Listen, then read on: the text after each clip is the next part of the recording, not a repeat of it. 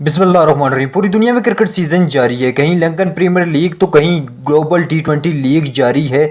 अभी क्रिकेट के बड़े इवेंट एशिया कप और वर्ल्ड कप का होना बाकी है, लेकिन अभी से ही पाकिस्तानी प्लेयर्स पूरी दुनिया पे छा चुके हैं और पूरी दुनिया के क्रिकेट शायकीन जो है वो पाकिस्तानी प्लेयर्स को दाद देने पे मजबूर हो चुके हैं। अभी जो ग्लोबल टी20 लीग में मोहम्मद रिजवान ने परफॉर्मेंस दी है, उस पर तो गोरे भी दाद देने पे मजबूर हो चुके हैं। मैच का मुकम्मल अहवाल आपके सामने रखते हैं।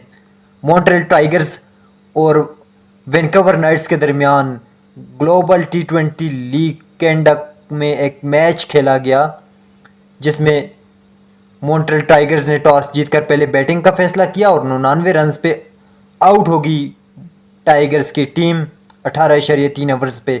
जवाब में मोहम्मद रिजवान और फ़खर जमान ओपनिंग के लिए आए और दोनों के दरमियान 21 रन की पार्टनरशिप ही हो सकी और 21 के मजमूई स्कोर पे फ़खर जमान जो हैं वो 4 रन बना के आउट हो गए। उन्होंने 6 गेंदों का सामना किया।